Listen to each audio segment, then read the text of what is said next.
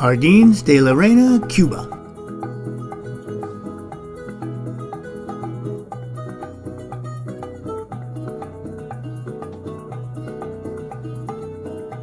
We're on day 4.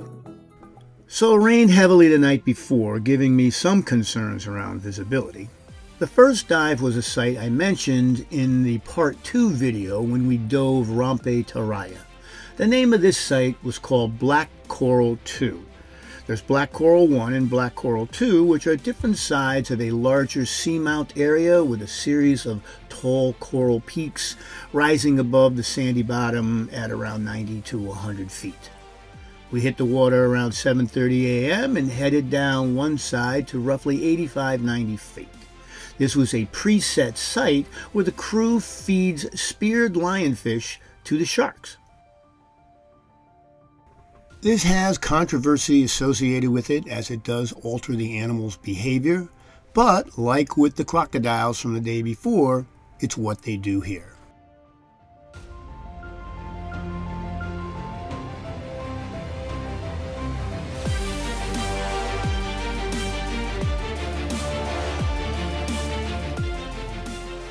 It's hard to shrink 20 minutes of video into 3 minutes, but here it is.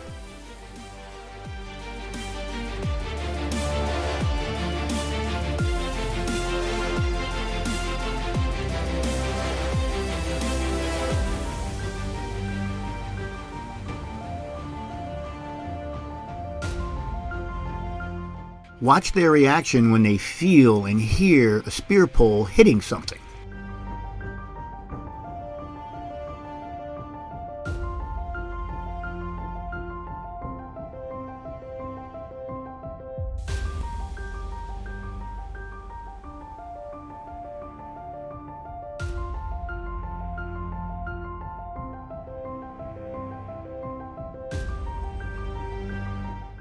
Sharks all around.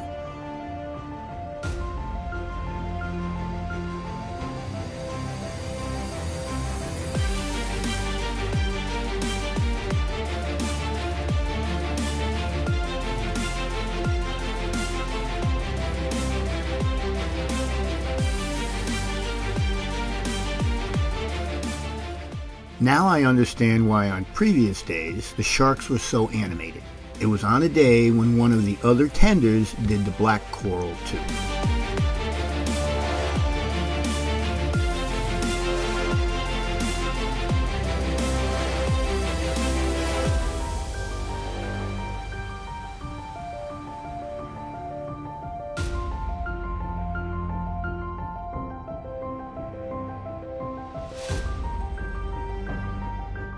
The sharks followed us back to the boat ladder, to which a few of the divers with no wetsuits and nice shiny skin remarked about some of their concerns.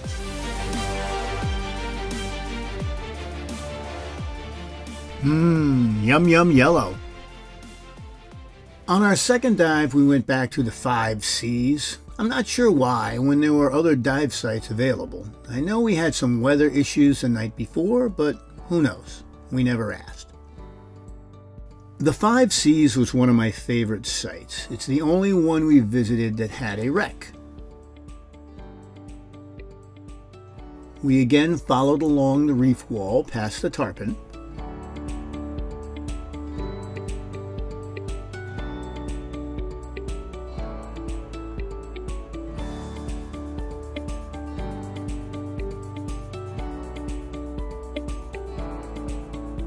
This clip gives you a sense of the steepness of the reef wall.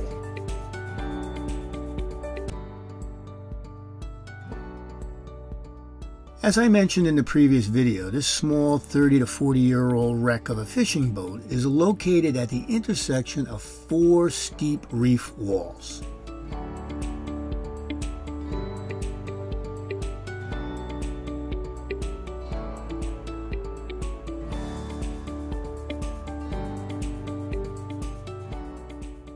I decided to use my 360 camera on this one for a while.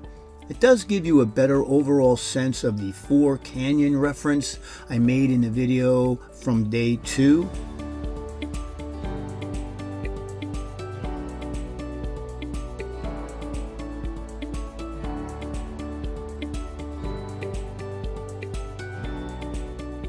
The 360 setting that I have here tended to flatten the image a little bit so the canyon walls don't appear as high as they actually were.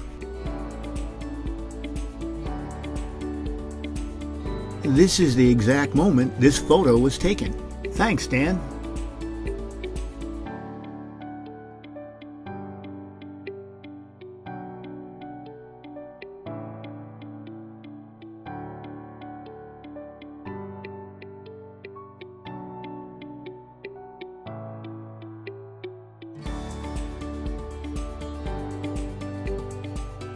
This was still one of my favorite sites.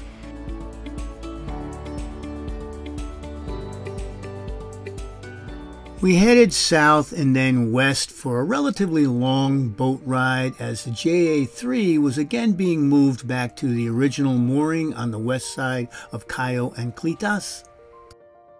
This site was called La Cana, just east of a small cut in the key. They dropped us in about 30 feet of water around 2:30 in the afternoon. The plan was to head down the reef and move along the sand and reef to the west. All clips in the remaining video are shot with an iPhone 14 Pro. On this dive, I again made it a point to capture as much reef damage as I could. That was basically the sole purpose of this dive.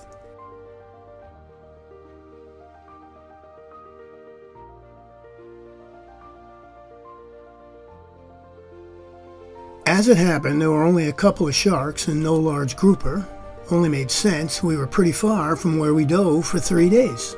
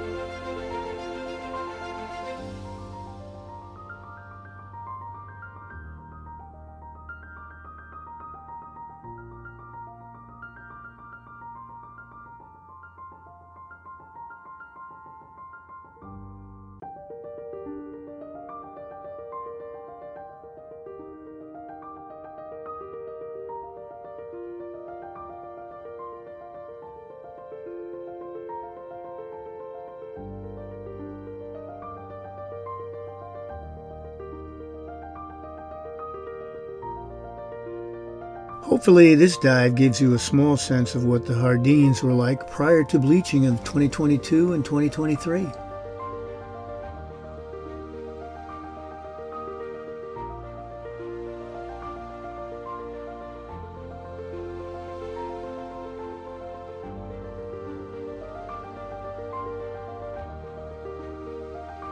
We did encounter another shallow cave cut into the side of the reef wall. That was kind of interesting.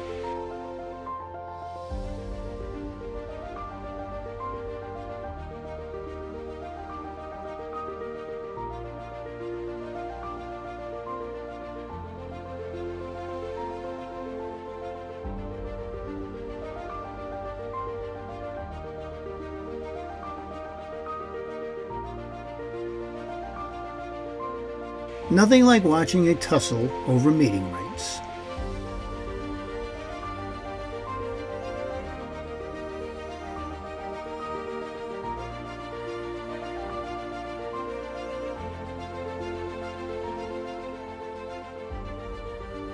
The last dive of the day was another dusk dive. We headed south and east of the Caballones Channel and passed the first major island cut. It was about a 10-minute ride. The name of this site was Anclitas, or Anchor. We dropped into the water just around 5 p.m. The top of the reef was just under 30 feet. We rolled down the reef to the sand at about 55-60 feet. This was a gentle sloping reef with about a 35-40 degree angle.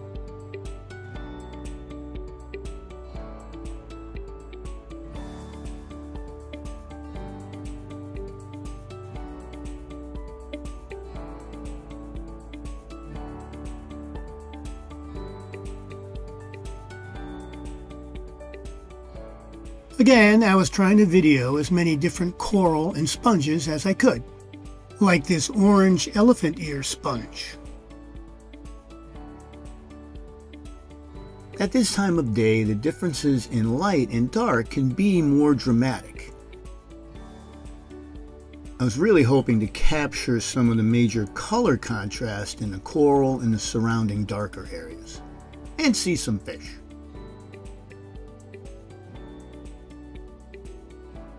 If you know what this next fish is, please let me know.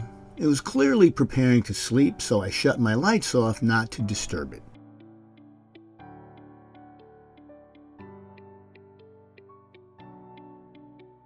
I didn't want to do this to the poor fish.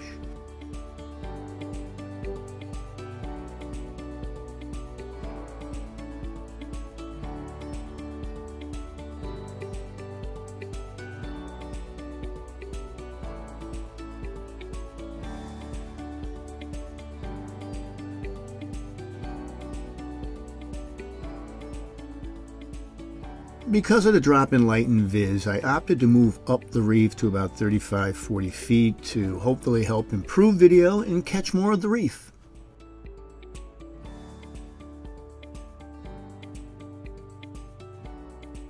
Run, Forrest, run! While I saw a lot of gray angels and queen angels like this, I do not recall seeing a single French angelfish.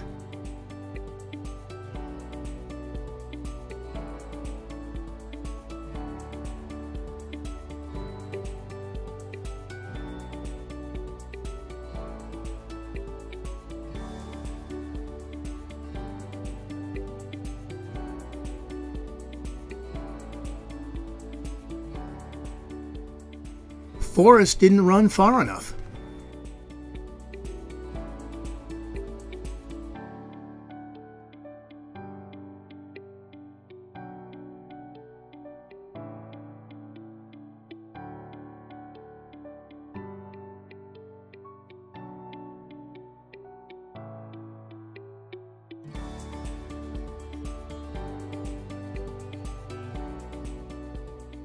Hope you've been enjoying these segments on the Jardines de la Reina. I've got another segment coming soon, so watch for that.